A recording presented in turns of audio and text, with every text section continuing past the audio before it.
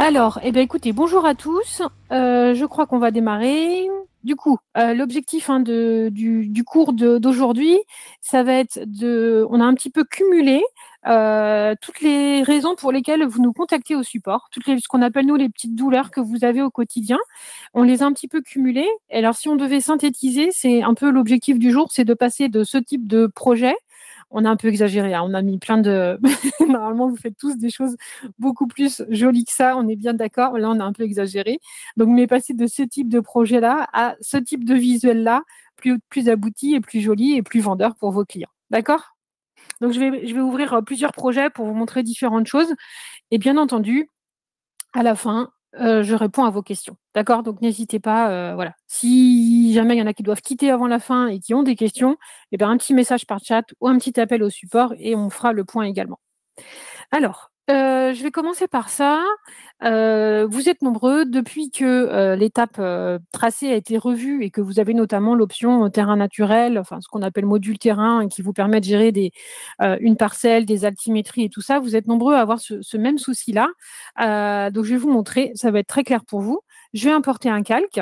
Donc, un calque PDF ou un calque DWG, JPEG, comme vous aviez l'habitude. Je vais prendre un DWG parce que tout le monde n'a pas forcément vu ça. Donc, ça va être l'occasion de remontrer comment on importe un fichier DWG. Je vais le chercher évidemment dans mon explorateur Windows. Je clique sur Ouvrir. En fonction, hop,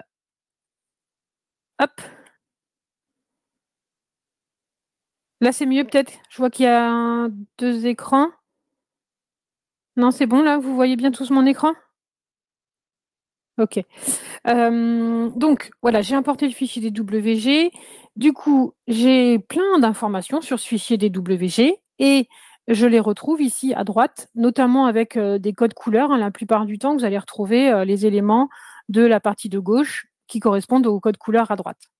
Vous pouvez, en passant sur les ampoules de chacun des layers, des couches, enfin en français c'est des couches, mais des layers, vous allez voir à quoi ça correspond sur le fichier DWG. Et ce qui va être intéressant pour vous, pour gagner du temps, ça va être de trouver le contour, entre guillemets. Donc là, moi, je vois que j'ai du foncier limite, donc il y a des chances que ce soit ça. Et typiquement, là, c'est les traits rouges, c'est ce qui m'intéresse, c'est les parcelles. Donc, je vais tout conserver. Je pourrais tout décocher et activer que les fonciers limites, mais là, voilà, je vais tout conserver. Donc, je clique sur sélectionner tout. Et surtout, par contre, je vais activer le magnétisme sur les limites, puisque c'est ce qui m'intéresse le plus pour redessiner ma parcelle avec précision. D'accord? Je revérifie. Ouais, c'est bien ça. Ensuite, vous choisissez l'unité du tracé en mètres, par exemple. En l'occurrence, ici, c'est des mètres. C'est souvent des mètres, mais voilà. Vous avez le choix et vous cliquez sur valider. Du coup, mon fichier DWG, voilà, s'importe. Je dézoome un petit peu. Et surtout, avant de faire quoi que ce soit, c'est super important, avant de faire quoi que ce soit sur ce fichier, soit sur ce projet, de dessiner une parcelle ou de dessiner des murs ou quoi que ce soit, vraiment, on vous conseille fortement de ne pas laisser le calque, puisque c'est un calque que j'ai importé, de biais comme ça. Déjà, ce n'est pas intuitif pour travailler dans Cedréo de biais, ça ne va pas être confortable du tout. Et surtout, il faut bien vous dire que les plans que vous allez sortir et l'avant-projet que vous allez sortir à vos clients, si vous commencez à travailler de biais, tout sera de biais à la fin. Donc, vous allez lui fournir un PDF qui ne va pas être super joli et il ne va pas comprendre pourquoi tout est de biais que ce soit un A3 ou un A4, vous aurez le même problème. Donc, avant de faire quoi que ce soit, j'utilise, c'est petit, c'est en bas, mais il est là. Positionnement, j'utilise je reste à cliquer sur le petit triangle dans un sens ou dans l'autre et je vais réajuster mon calque pour être aligné avec le quadrillage Cedréo. Déjà, pour travailler, ce sera plus confortable. Dessiner la parcelle de biais, c'est pas très compliqué dans Cedréo, mais par contre, dessiner des murs de biais, pour ceux qui ont déjà tenté l'expérience, c'est pas forcément intuitif et il y a de très grandes chances que vous ayez des angles qui ne soient pas 90 degrés. D'accord? Donc, avant de quoi que ce soit, si je veux être encore plus précise, je zoome, bien entendu. Ça, c'est aussi une des règles d'or dans Cedréo. Plus on travaille de près, plus on est précis. Voilà. Et une fois que j'ai remis dans un sens ou dans l'autre, hein, si vous êtes bon en géométrie, vous tapez directement la bonne rotation d'image ici en degrés, il n'y a pas de souci. Et une fois que vous avez bien fait ça, vous pouvez dessiner votre parcelle. Et comme j'ai pris un fichier DWG, le gros avantage, c'est que là, vous voyez, j'ai un magnétisme donc sur le contour de la parcelle, les angles. Et là, du coup, il capte automatiquement. Double-clic, je ferme ma parcelle. Et ensuite, eh bien, j'ai directement les bonnes cotes de tous les côtés du terrain et je n'ai pas à faire ce travail de réajustement de mes cotes si je veux être super précis parce que le terrain ne sont pas toujours très grands. Et ben voilà, sinon il faut recliquer sur les cotes et réajuster et ainsi de suite. Là, avec un fichier DWG, normalement, si vous les demandez au géomètre, il n'y a pas de raison qu'il ne vous les donne pas. Hein. Donc voilà, j'ai ma parcelle. Ensuite, il y a un truc qu'on n'a pas forcément dû mettre au bon endroit, qui est un peu caché. C'est pour les contraintes du PLU, c'est les lignes de recul. Enfin, nous, on a appelé ça des lignes de recul. Ça va être de définir la zone d'implantation. À tout moment, en cliquant dans l'affichage, je peux enlever mon calque, enfin le masquer. Je ne l'enlève pas, mais je le masque pour y voir un peu plus clair. Et en fait, en cliquant sur un des contours de la parcelle, eh bien, à droite, j'ai une option supplémentaire. Si je clique en plein milieu de ma parcelle, j'ai juste son nom. Évidemment, je peux la renommer si je le souhaite. Alors que dès que je vais cliquer sur une des arêtes, je vais pouvoir ajouter, c'est en centimètres, donc par exemple, une ligne de recul à 3 mètres pour dire, bah là, j'ai pas le droit de construire, et puis peut-être une autre à 5 mètres au fond du jardin, voilà. Et ainsi de suite. Et donc, avec les pointillés, vous dessinez la zone d'implantation et vous pourrez bouger votre bâtiment.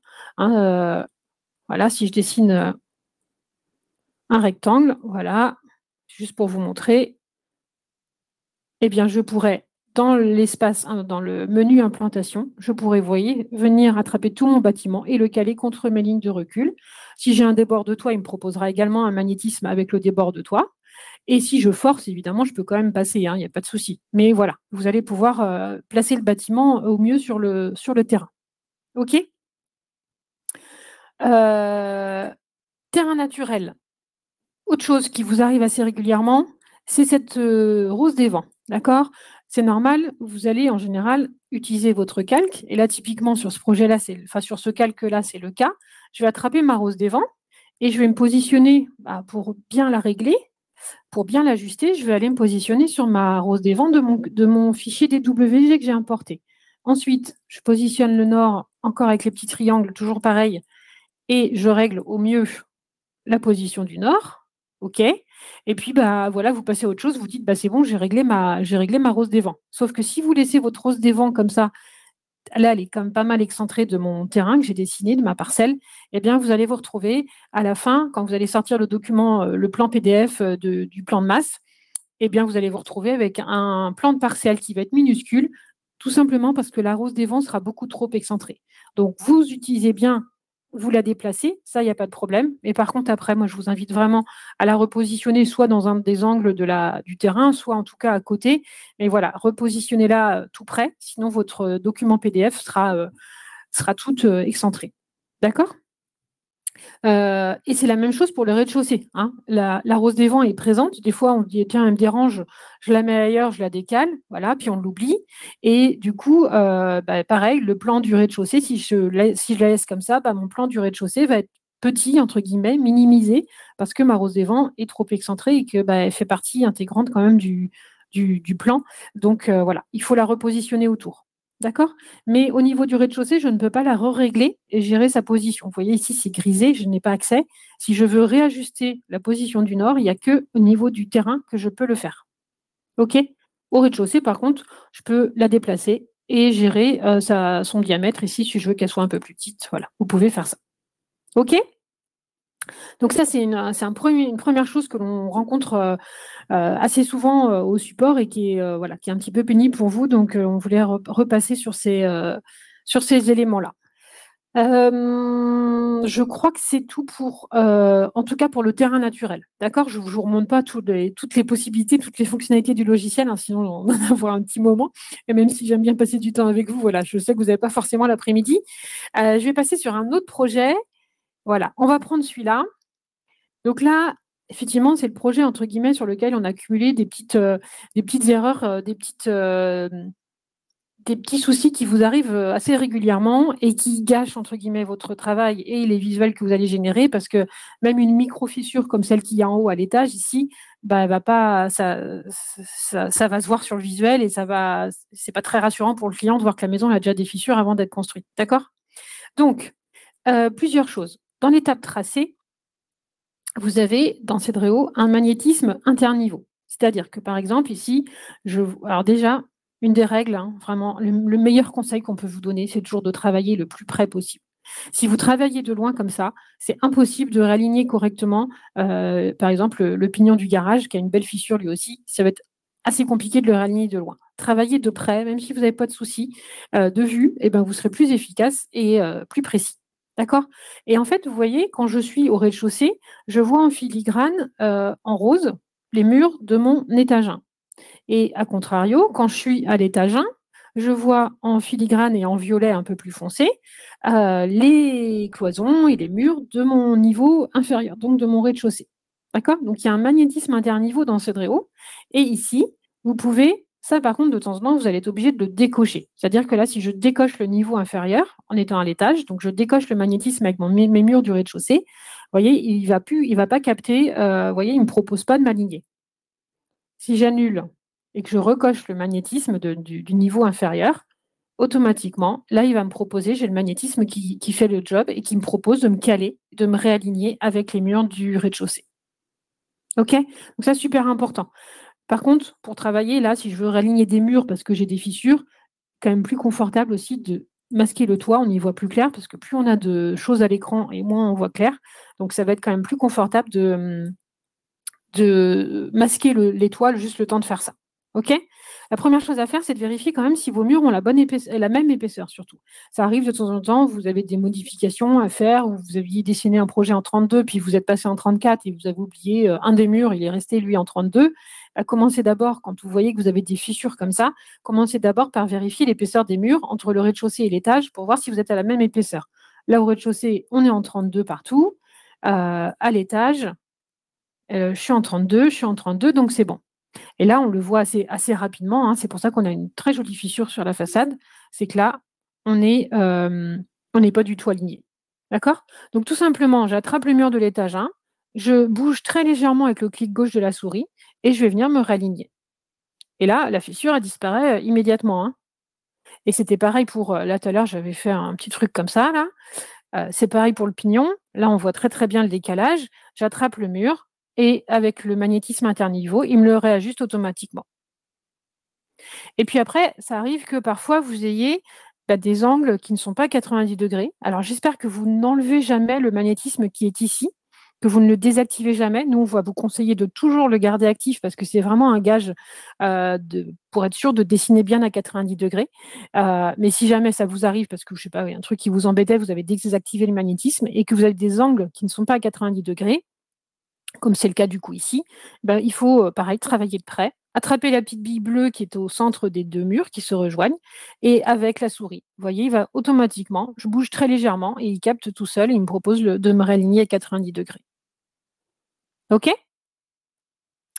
Qu'est-ce que j'avais d'autre comme fissure sur ce projet-là? Alors là, j'en ai encore une, j'ai encore un petit souci, mais c'est plus lié au toit.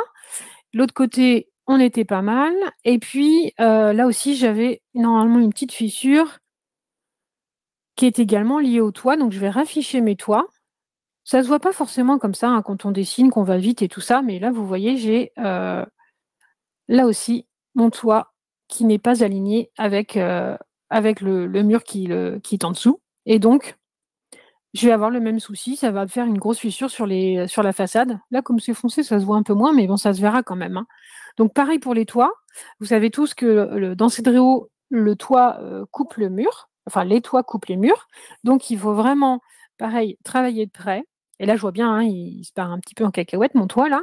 Eh bien, j'attrape la petite bille dans l'angle, je bouge très légèrement et il revient tout de suite se mettre. Ou sinon, si c'est vraiment tout le long qui est mal calé, j'attrape carrément l'arête du toit et je viens me recaler comme ça avec le magnétisme. Si mon mur est droit, mon toit sera droit automatiquement, pardon. OK? Là, on a un défaut visuel. Ça, de temps en temps, ça arrive aussi. C'est juste que parce que là, le crépi s'est pas appliqué, parce que peut-être qu'on a refait une modif après, donc le crépi de base extérieure ne s'est pas appliqué. Dans ces cas-là, un petit clic sur le crépi correct, on copie avec la goutte et on l'applique sur la partie qui était pas propre. Et là, là, on a le même souci de toiture. Quand vous avez des fois là, c'est un bout de mur carrément, mais des fois, c'est juste une petite antenne qui ressort comme ça du toit. Comme la règle d'or, c'est le toit coupe les murs. Si vous avez un bout de mur, un poteau qui ressort, c'est typiquement parce que le toit ne couvre pas bien le mur. Donc, voilà, j'attrape, là on le voit, hein, ça part en biais également. J'attrape la petite bille, je viens de me réajuster, hop, avec le magnétisme, il attrape automatiquement l'angle et il vient recouvrir le mur correctement. Voilà. Je vois que Maëlle et puis Rokhaya vous répondent aux questions au fur et à mesure. Donc, merci à vous d'être là. Comme ça va me faire gagner du temps. C'est vrai que l'équipe support et formation s'est bien renforcée aussi chez Cedreo pour essayer de vous accorder le plus de temps possible. Donc, c'est pratique. Merci. Donc, voilà. Ensuite, qu'est-ce qu'on va avoir ici comme défaut, là, normalement, si je refais le tour du projet, hein, on a enlevé les fissures, on a éventuellement remis des angles. Alors oui, si je vais quand même vous expliquer ça. Parfois, commencez d'abord par vérifier, si jamais vous voyez que vous avez des angles qui ne sont pas 90, commencez par vérifier toujours votre rez-de-chaussée avant de passer au niveau supérieur. D'accord. Et dans ces cas-là, si jamais ici au rez-de-chaussée, je n'ai pas un angle à 90 degrés, il faut absolument décocher d'abord le magnétisme avec le niveau supérieur. Parce que sinon, il va tout le temps être attiré par l'angle du niveau supérieur. Et si lui aussi, il n'est pas 90 degrés, vous n'allez jamais vous en sortir. Donc, le fait de décocher ici le magnétisme avec le niveau supérieur va me permettre de bien me remettre à 90 degrés. Et ensuite, éventuellement, si j'ai le même défaut à l'étage, je repasse à l'étage et je réajuste. Là, du coup, il vient se caler automatiquement par rapport à l'angle du rez-de-chaussée qui, lui, est bien 90 degrés. OK. C'est normal hein, que ça vous arrive. Hein, c'est pas la maison n'est pas forcément pile poil aux bonnes dimensions du premier coup et vous êtes tenté vous avez besoin, d'ailleurs, c'est pas que vous êtes tenté, c'est que vous avez besoin des fois de réajuster. C'est vrai que si je dois réajuster rien que mon garage, par exemple, ici, si je veux l'agrandir ou le réduire, vous êtes obligé d'agrandir le mur du rez-de-chaussée, de monter à l'étage 1 et d'agrandir le mur de l'étage 1, de tirer dessus et d'aller à l'étape toit et de tirer également sur le toit pour bien recouvrir les murs. Pour éviter d'avoir à faire tout ça et potentiellement de créer des fissures, parce que c'est souvent à ce moment-là que ça se produit, nous, on vous invite vraiment à utiliser l'outil qui est dans transformation et qui, soit c'est agrandir, soit c'est réduire. Donc, vous voyez, si je prends par exemple réduire maintenant pour réduire mon garage que je viens d'agrandir, je peux mettre le trait orange dans le sens que je veux. Donc, en fait, il faut vous dire qu'il va réduire. Là, j'ai pris réduire, donc c'est orange.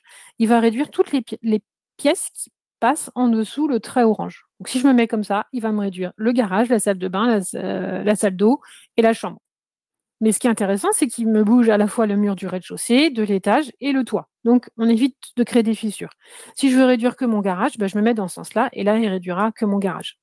Et ensuite, vous vous dites, tiens, je sais que je dois réduire je sais pas, vous êtes en double mitoyenneté, donc on est vraiment au centimètre près pour que ça rentre. Eh bien, vous savez que vous devez réduire je sais pas, de 8 centimètres. Vous mettez ici dans le pas de redimensionnement, pardon, vous mettez 8, entrée, et là, vous faites un clic gauche. Ça se voit à peine, hein, mais il a bien réduit de 8 centimètres à la fois les murs du rez-de-chaussée, les murs de l'étage et la toiture. D'accord. Donc, privilégiez vraiment ces outils. Donc, l'autre, c'est agrandir. La flèche le trait est bleu-vert, voilà. Et c'est exactement le même principe. Vous rentrez en centimètres la mesure que vous souhaitez agrandir et puis vous le positionnez où vous voulez.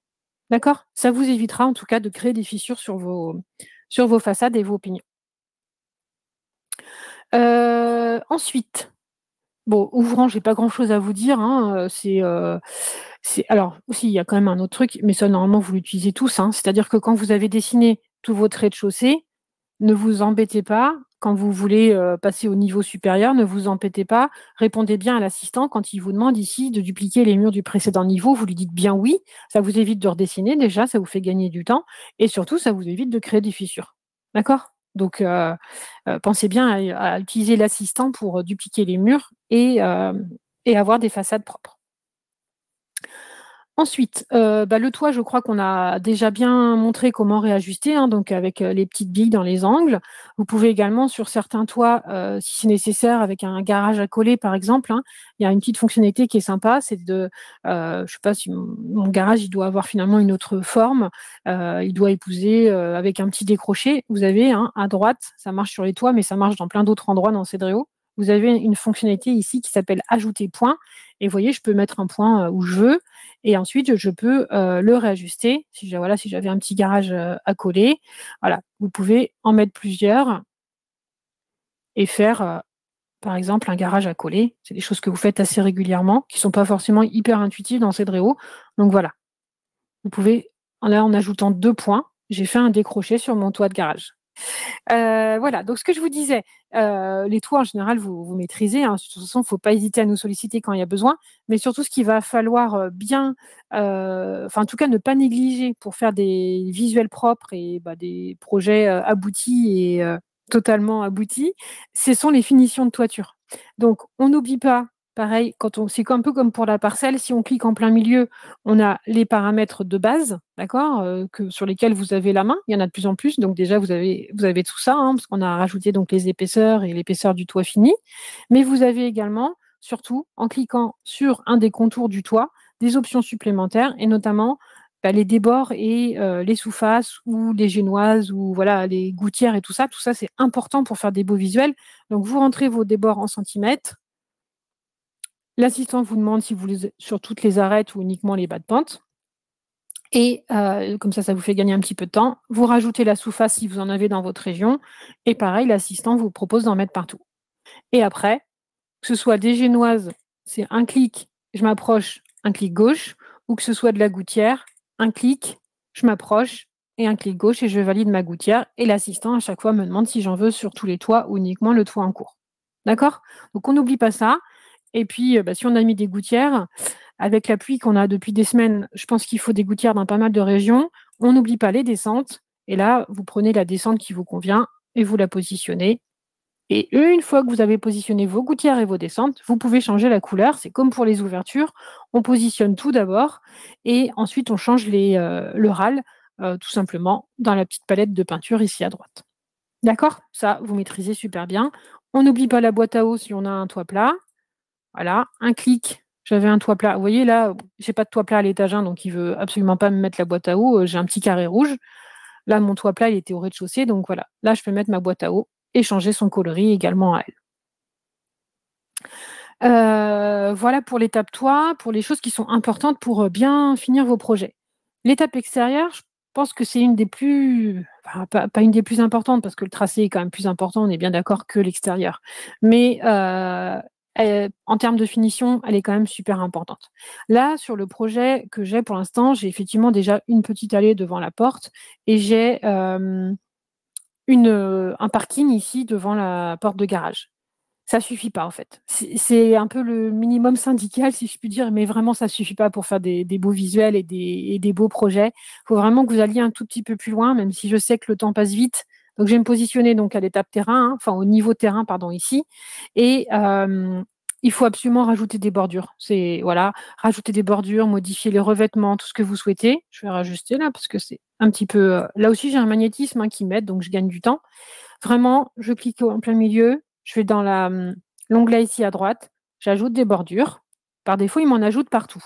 Alors en plus, là, c'est vrai que la route est intégrée, c'est une seule et même région qui a été dessinée ici, pourquoi pas, c'est pas très grave.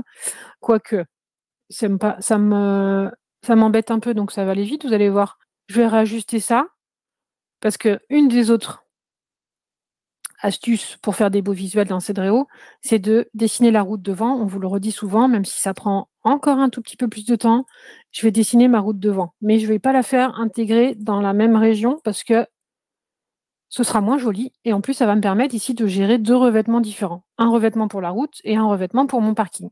Donc vous avez vu que j'ai ajouté des bordures à ma région parking.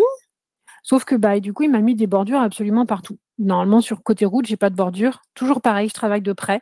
Je viens cliquer sur le contour ici de ma région parking et juste sur cette section-là, je décoche la bordure. Et si je veux pas avoir de bordure le long de mon garage, pareil, je décoche la bordure. Si je veux que là, on est bien, hein, au niveau de la dalle, on est pas mal, mais si jamais vous voulez que vous avez une trop grosse marche pour passer dans le parking, passer dans le garage et que vous voyez que la voiture ne va pas rentrer, eh ben, je clique sur ma région, je lui demande dans les paramètres de la gérer par points, et du coup, côté garage, je peux cliquer sur les petites billes dans les angles, je peux décocher élévation automatique, et je peux régler comme ça la hauteur hyper précisément pour venir vraiment au niveau de la dalle du garage. Et c'est pareil pour l'autre. qui a été dessinée, ici, l'autre région qui a été dessinée, eh bien, je peux, elle aussi, ça fera des belles finitions. Dans la petite palette, dans l'onglet bordure, j'ajoute des bordures partout. OK. Et puis, si j'en veux pas le long de la façade, je peux enlever le long de la façade uniquement. Et puis, peut-être côté route, pareil, je n'en mets pas. Et puis par défaut, vous savez que chaque région a son matériau par défaut, son revêtement par défaut. Eh bien, vraiment, essayez de varier un petit peu, notamment même pour vos publicités, essayez de varier un petit peu les matériaux. Vous avez des pelouses, on a rajouté différentes pelouses. Vous pouvez vous démarquer, mettre la petite pelouse avec les pâquerettes, elle est très très jolie, elle fait des jolis visuels très naturels. Et puis pour la région, notamment l'accès garage, dans les sols extérieurs, vous voyez ici, vous avez dans carrelage et dallage, vous avez des choses voilà, très propres et peut-être qui coûtent un petit peu plus cher. Mais par exemple, celui-ci, le dallage à gazon, il est drainant. D'ailleurs, il est obligatoire maintenant dans certaines régions où il pleut un petit peu moins que dans l'ouest de la France, sans doute. Et voilà, et vous devez laisser l'eau passer. Donc voilà, ça c'est assez sympa et en tout cas, ça permet de bien faire la nuance entre le terrain et puis la route que vous avez dessinée devant, que je vous conseille de dessiner devant. OK? Donc là, on est pas mal en termes d'aménagement. Voilà, on commence à avoir un projet qui est propre, mais il me manque un truc qui est absolument indispensable pour faire des jolis visuels. Ça va être vraiment les limites de propriété. Il faut vraiment que les gens, même sans y passer trop de temps, il faut vraiment que les gens, ils sentent que c'est fermé quand même leur jardin, même si c'est pas vous qui le faites au début. Mais voilà, assez rapidement, avec les nouveaux outils de l'étape extérieure, vous allez pouvoir, dans des limitations, je vais prendre une haie, je vais faire une partie, et la majorité d'ailleurs, du terrain. Là, je le fais à vue d'œil, hein, mais voilà. Je ferme mon terrain avec une haie qui est réglable en épaisseur et en hauteur, totalement. Et je peux également changer son aspect si je veux quelque chose un peu plus rouge, multicolore, ou voilà. Vous avez différents styles de haies. Vous n'êtes pas obligé de toujours mettre la haie très stricte qui vient juste d'être taillée. Vous avez plusieurs possibilités. Et puis pour devant, la haie n'est pas forcément très, très jolie devant. Et puis il faut penser qu'on va faire un visuel, qu'on a besoin de voir la façade. Donc je vais plutôt, pour la partie de devant, soit utiliser un petit muret. Alors il faut que je m'arrête, hein. Ça ne va pas découper tout seul les régions là que j'ai dessinées. Donc il faut vraiment que je parte, vous voyez, entre chaque région, que je m'arrête à chaque région. C'est pas parce que je vais venir poser un portillon que ça va le découper tout seul. Vous avez soit le muret qui est réglable en hauteur et en épaisseur lui aussi, et qui, bien entendu, sera modifiable en termes de revêtement. Vous pourrez mettre n'importe quel matériau de votre choix de l'étape revêtement. Et puis, vous avez, moi, ce que je trouve le plus sympa, ce sont les clôtures, hein, l'outil clôture ici, qui va vous permettre de faire des clôtures fines, propres et peut-être un peu plus abouties. Par défaut, c'est du grillage comme ça. Et puis après, vous avez différentes possibilités, soit des panneaux pleins qui pourrait nous servir également. D'ailleurs, ce style de panneau pourrait nous servir à faire tout le tour à la place de la haie, hein, voilà. L'avantage de ces outils-là, c'est qu'ils suivent la pente du terrain. Donc, si vous avez fait un terrain en pente, ils vont vraiment épouser le terrain. Donc, c'est beaucoup plus pratique que les outils que vous aviez avant. Barodage, moi, j'aime bien. Je suis assez fan de celui-ci, mais évidemment, vous n'allez pas tous mettre le même. Mais voilà, vous avez des choses qui vont être un peu moins occultantes sur la façade de devant. J'aime beaucoup celui-ci. Je peux quand même, si je le souhaite, dans l'outil ici, lui rajouter un petit muret. Voilà. Et là, vous voyez, donc là, j'ai un muret simple, mais sinon, je vais pouvoir. Vous avez le portillon qui est associé, hein, bien entendu, hein. Si vous allez dans les portillons, vous avez pas mal de portillons ici, et il y en a forcément un qui est associé à celui que je viens de prendre ici. On peut changer les couleurs également. On peut le redimensionner si il est un peu court pour tenir dans l'espace qui a été prévu, et ainsi de suite. D'accord? Donc, les limites de propriété. Là, un petit peu de végétation. Il n'y a pas forcément besoin d'en mettre beaucoup, et ça prend du temps, donc on sait que vous n'avez pas que ça à faire. Utilisez vraiment les packs qu'on propose. Ici, dans Massif et Composition, on essaye d'en rajouter régulièrement. Vous voyez, là, en quelques clics, je vais donner un petit peu de peps à ma façade, voilà, avec un massif tout simple, quoi. Mais voilà, ça va rapporter de la végétation. Et puis là, il est un petit peu grand et un petit peu large, par exemple. Vous avez un petit bouton ici. Quand vous l'activez, le triangle équilatéral, là, quand vous l'activez, Eh bien, quand je vais redimensionner en longueur et quand je vais bouger sur la longueur, il va au lieu de me le déformer, il va me le diminuer, mais de manière proportionnelle. Donc aussi bien en longueur, largeur et hauteur. Donc ça, c'est assez pratique pour éviter de déformer. Vous avez un arbuste que vous aimez beaucoup, qui fait des jolis visuels, mais il est trop gros ou trop petit. Utilisez bien ce petit bouton-là, vous l'activez, et après, comme ça, il va grossir ou réduire, mais de manière proportionnelle pour éviter de les déformer. Et puis, ce qu'on va vraiment vous conseiller, c'est l'éclairage. Alors, je ne vous parle même pas de l'intérieur parce que je ne veux pas vous embêter avec l'intérieur aujourd'hui. Je vous montrerai juste une petite astuce pour les visuels intérieurs tout à l'heure. Mais l'éclairage, c'est super important pour les finitions de façade. Éclairage, extérieur, les petites appliques. Allez, ça prend pas longtemps. Je suis au niveau du terrain, donc je ne peux pas la poser. Évidemment, je retourne au niveau du rez-de-chaussée. Et là, je peux poser mon applique, la copier et mettre la même au-dessus de la porte du garage. Et si je veux mettre de l'éclairage dans mes petites allées, moi, je vous conseille, plutôt que de travailler en vue 3D comme je suis depuis tout à l'heure, il y a des choses qui sont plus faciles à faire en vue de dessus. Donc, la vue de dessus, c'est en bas de votre écran. C'est vraiment un mode de travail qui est assez efficace, même pour, vous voyez, si je devais aménager l'intérieur de la maison, là, elle ne l'est pas, ce serait quand même super pratique. Donc, voilà, n'hésitez pas à utiliser cet outil-là, ce mode de travail. Et puis là, je peux aller dans les lampes au sol. Et là, je vais pouvoir, en quelques clics, je prends n'importe laquelle, j'active ce petit bouton-là, les flèches qui s'appelle activer la répétition de l'action. Ça va me permettre d'avoir ma lumière au sol.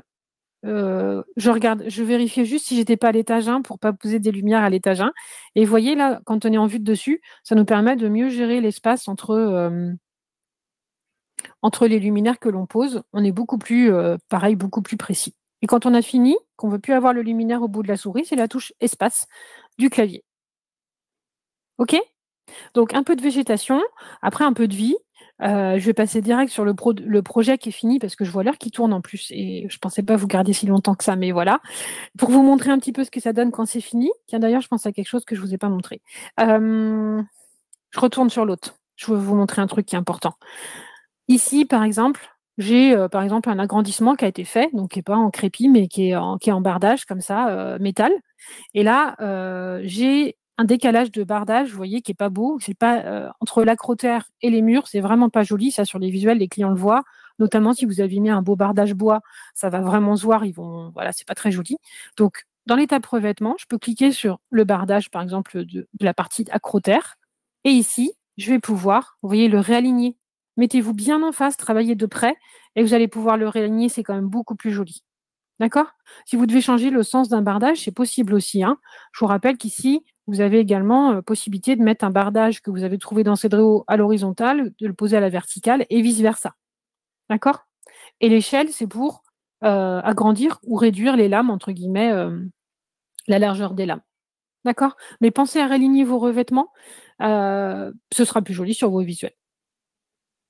Je repasse dans l'autre, voilà. Et donc voilà, sans tricher, j'ai vraiment fait la même chose que ce que je viens de vous montrer, à part que j'ai mis un petit vélo devant là et une voiture devant le garage, pas trop grosse parce que sinon on ne voit plus non plus la maison. Et j'ai positionné vraiment uniquement un pack ici derrière la baie vitrée pour donner de la vie. Ça, c'est un petit conseil. Au moins derrière les baies vitrées, posez quelque chose, un ensemble très rapidement pour donner de la vie à vos visuels. OK ? Et quand on a fait tout ça, eh bien, nous, on va vous conseiller, c'est chacun les goûts et les couleurs, on sait qu'il en faut pour tout le monde. Mais nous, on va vous conseiller d'éviter de faire des vues comme ça, ce qu'on appelle un peu les vues hélicoptères.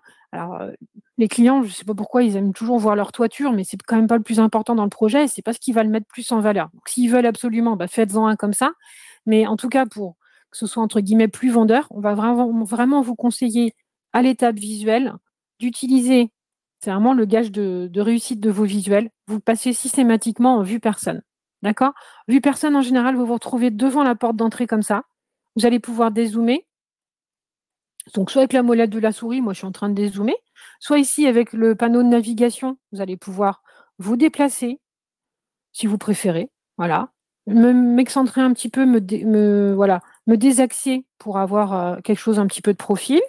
J'ai mis un joli arbre ici que je trouve qui est sympa, qui fait des jolis visuels, l'albizia. Voilà, il y a plein de choses. Un petit pommier ici rouge qui rapporte un peu de couleur. Et puis, vous voyez, là, je vais trouver le bon angle de vue qui me convient pour mettre en valeur le projet. Pas trop près, parce qu'il faut quand même avoir la maison dans sa globalité. Là, on est sur une maison à étage, mais pas trop loin non plus. D'accord? Et si jamais vous dites, bah là, je suis vraiment trop bas, vous avez la possibilité, dans Visuel, hein, ici, dans l'onglet caméra, vous avez la possibilité de prendre un petit peu plus de hauteur sur des projets un peu conséquents. Vous voulez être un peu plus haut que le 1,72 m qu'on a réglé par défaut, qu'on a appelé hauteur d'homme. Vous pouvez quand même prendre un petit peu plus de hauteur, mais pas trop. D'accord? Ne montez pas trop haut, ça ne va pas mettre en valeur vos façades. J'ai oublié de vous dire que sur ce projet-là, j'ai mis, pour retranscrire un petit peu l'environnement, on a quand même souvent des voisins et maintenant des terrains qui sont souvent de plus en plus petits. On voit bien vos problématiques au quotidien et vous êtes souvent même en mitoyenneté, voire double mitoyenneté. Eh bien, tout simplement, ici, j'étais repassée en vue de dessus, parce que c'est plus facile à faire. Et dans Produits, vous avez ici Maison, et vous avez des maisons de plein pied, ce qu'on appelle les maisons fictives ou les maisons fantômes, des maisons de plein pied, des maisons à étage. Donc j'ai pris, là comme je suis sur une maison à étage, j'ai pris des maisons à étage. J'en ai pris 2 différentes que j'ai posées de chaque côté du projet de mes clients. D'accord? Et sur ces maisons, vous avez la main quand même. Moi, je vous conseille au moins de changer la couleur de la toiture, hein. Vous pouvez changer la couleur du toit et le crépi, mais changer au moins la toiture pour que ce soit à peu près uniforme. Souvent, dans les lotissements, soit on est tous en tuiles, soit on est tous en ardoise. Donc, voilà.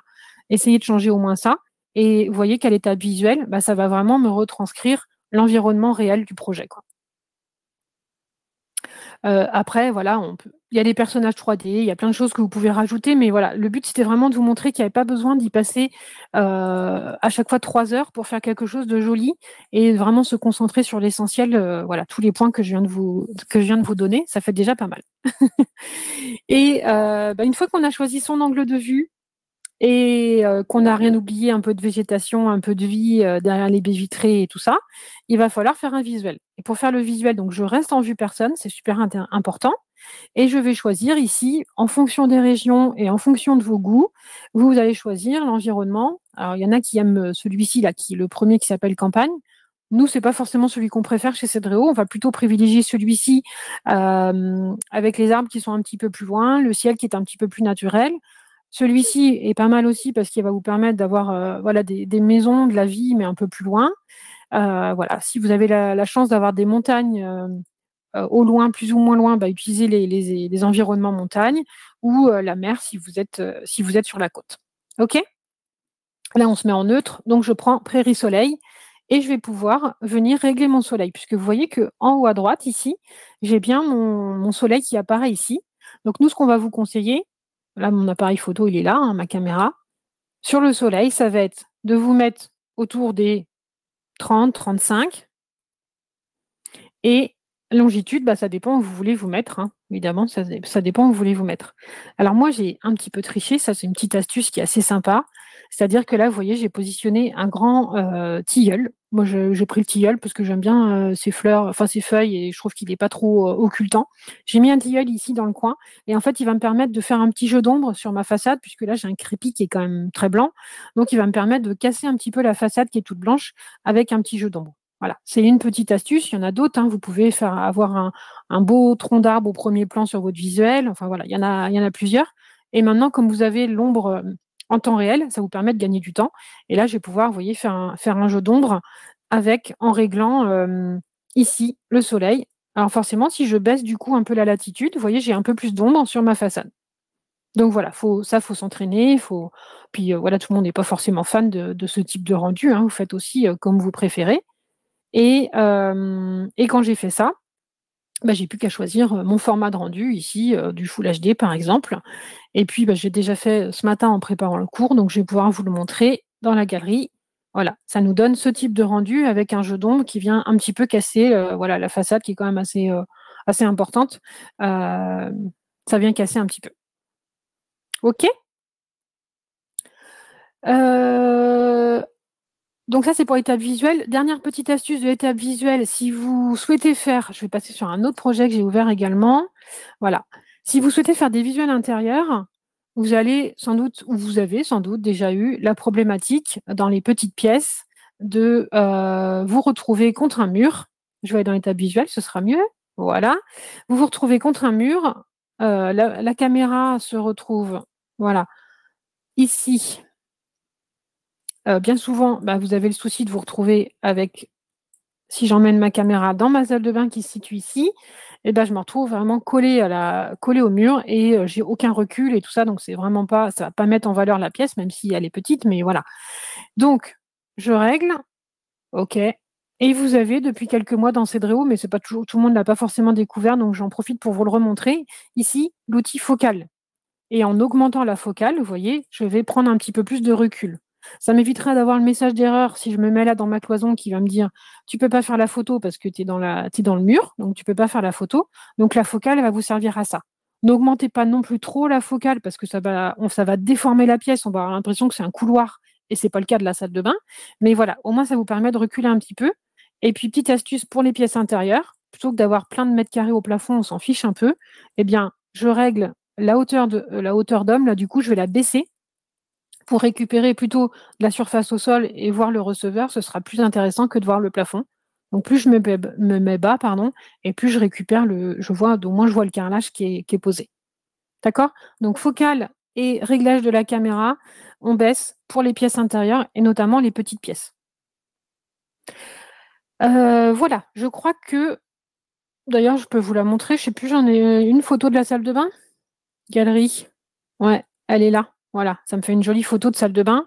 J'avais en plus réglé le soleil, pour apporter le maximum de lumière, donc on arrive quand même à faire, même sur une petite pièce, on arrive quand même à faire un joli visuel, lumineux. OK? Et là, c'est pareil pour l'intérieur de la maison, pour vraiment voir le sol et le carrelage et tout, vraiment baisser la hauteur de la caméra, mais toujours en vue personne, c'est ça qui est important, et vous allez avoir des plus jolis visuels. On verra moins le plafond, mais on verra les mètres carrés au sol. Dans l'étape indication, j'ai pas grand-chose à vous, c'est une étape normalement qui vous pose pas de soucis, hein, donc je vais pas m'attarder dessus. Bon, bah, ce qui est important, c'est de repositionner les symboles, hein, notamment les symboles techniques parce que, au moins votre plan 2D sera plus complet. Mais voilà, il y a pas, en général, c'est pas une étape qui vous pose beaucoup de soucis. Et puis l'étape dossier, c'est quand même là ce qui va vous permettre, alors je vais retourner sur mon autre projet, ouais, non, je vais vous le montrer juste, c'est pas grave. L'étape dossier, du coup, va vous permettre, ça, c'est depuis quelques semaines ou quelques mois, je ne sais plus quand est-ce que c'est sorti, pardon. Vous allez pouvoir ici, je ne vais pas vous faire la démo parce qu'on a déjà fait un cours interactif sur ce sujet-là, mais vous allez pouvoir, avec cet outil, créer un nouveau document depuis l'étape dossier, faire un document de présentation propre, complet, qui va contenir tous les éléments du projet, que ce soit les plans, que ce soit les visuels, que ce soit des éléments qui sont sur votre ordinateur en local. Vous allez vraiment pouvoir faire un document complet plutôt que d'avoir un bout de tableau de surface, un visuel d'un côté, un plan d'un autre côté. Voilà. Moi, je vous invite vraiment à tester, à utiliser cet outil qui s'appelle Créer un nouveau document pour faire un avant-projet complet qui contiendra tous les éléments que vous souhaitez mettre dedans, jusqu'au plan de façade et au plan de coupe. Je vais juste vous montrer ce que ça donne, parce que je vois que l'heure tourne. Un document complet abouti. Vous voyez toujours mon écran? Oui, c'est parfait. Voilà. Donc là, il est aux couleurs Cedréo, hein, parce que nous, on ne vend pas de maison. Mais voilà, on l'a mis neutre, il est aux couleurs Cedréo. Et vous voyez, vous allez pouvoir créer un document de présentation de l'avant-projet au client avec, par exemple, le plan de masse, ah tiens, je pensais à un petit truc. Ça vous arrive assez souvent. Si vous voulez que ça apparaisse, par exemple, les éléments qu'on avait dessinés à l'étape extérieure, la cour et le parking, par défaut, ils n'y apparaissent pas toujours. Donc, il faut faire un petit saut dans l'étape indication, pardon, dans l'étape dossier, excusez-moi, dans le plan de masse. Et si vous avez des éléments que vous aviez dessinés, il ne faut pas hésiter à cliquer sur les éléments pour les faire apparaître ou pas sur le plan de coupe, hein. D'accord? Il ne faut surtout pas hésiter. Si vous voyez que votre zone de parking n'apparaît pas sur votre plan de masse, il faut juste faire un petit saut. Attendez, je vous dis des bêtises.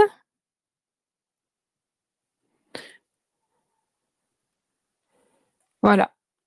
Hein, ces deux éléments-là, les éléments, la terrasse, tous les éléments extérieurs, vous pouvez les faire apparaître sur votre plan de masse avec les superficies. Donc, n'hésitez pas à les ajouter si jamais ce n'est pas le cas. Vous cochez la petite case et puis voilà. Donc voilà, on va pouvoir faire ça c'est des éléments des visuels, enfin des images importées depuis mon ordinateur en local. Ce ne sont que des exemples, hein. Je ne sais même pas si c'est trop à jour, donc ne vous fiez pas à ça. Et voilà, un document de X pages, autant que l'on souhaite, avec les visuels, les plans de niveau, des plans de façade éventuellement, le tableau de surface, voilà, des visuels intérieurs si vous le souhaitez. OK?